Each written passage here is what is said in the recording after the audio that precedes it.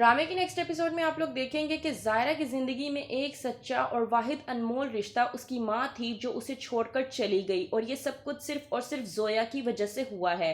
जोया जो कि ज़ायरा को मारना चाहती थी, कॉफ़ी में जहर दे के वही कॉफ़ी उसकी माँ ने पी ली और उसकी माँ इस दुनिया से चल बसी।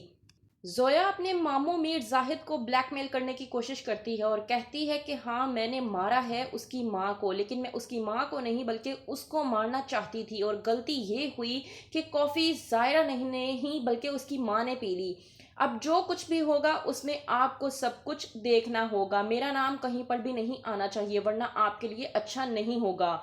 मीर जाहिद जोया की ये बात सुनकर बेहद गुस्से में आ जाता है और कहता है कि कल की आई हुई लड़की मुझे ब्लैकमेल करने की कोशिश करेगी, हाथ उठाने की कोशिश करता है वो जोया पर। वहीं पर उसकी बहन आ जाती है और कहती है कि नहीं, वो बच्ची है, उसे माफ कर दो। मीर जाहिद कहता है कि ये मुझे जानती नहीं कि मैं किस चिड़िया का नाम हूँ, ये कल की आई लड़की मुझे आकर ब्लैकमेल करेगी और ये कहेगी कि मुझे क्या करना चाहिए और क्या नहीं करना चाहिए।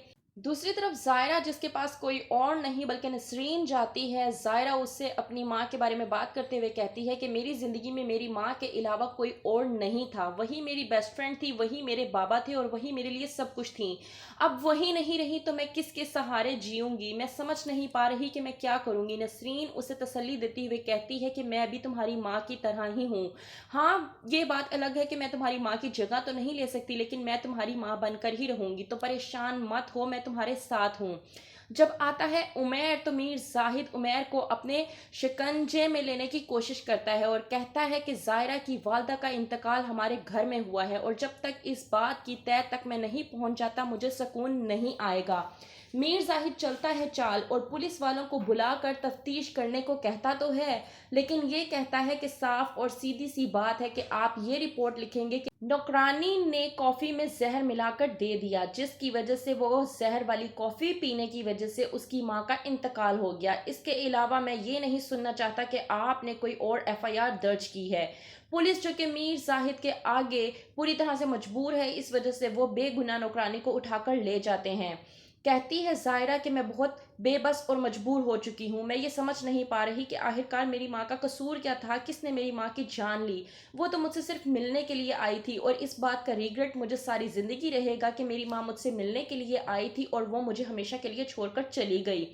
दूसरी तरफ जाती है जोया उमैर को तीली लगाने के लिए और कहने के लिए कि ज़ायरा का अब इस दुनिया में साथ की फैमिली के अलावा कोई और नहीं बचा, तो जाहिर सी बात है कि साथ की फैमिली आकर ही जोया को तसल्लियां देगी। जोया मजीद परेशान करती है उमैर को और उमैर, जो कि पहले से ही शकी मजाज इंसान है, वो पहुंच जाता है अपने ससुराल अपनी बीवी के पास। जब वो जाता है वहां पर देखता है कि साद वहां पर पहले से मौजूद है। साद को देखकर उमैर को बेहद गुस्सा आ जाता है।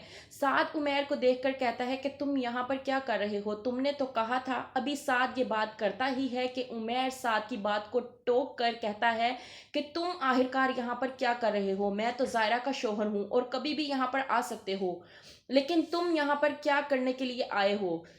ज़ायरा, जो कि पहले से ही अपनी माँ के दुख में मुब्तला है, वो ये बात सुनकर और ज़्यादा परेशान हो जाती है क्योंकि वो जानती है कि उमैर एक बार फिर उसके कैरेक्टर पर शक करेगा। उमैर कोई और बात नहीं करता बल्कि ज़ायरा का हाथ पकड़ता है और वहां से उसको खींच कर ले जाता है।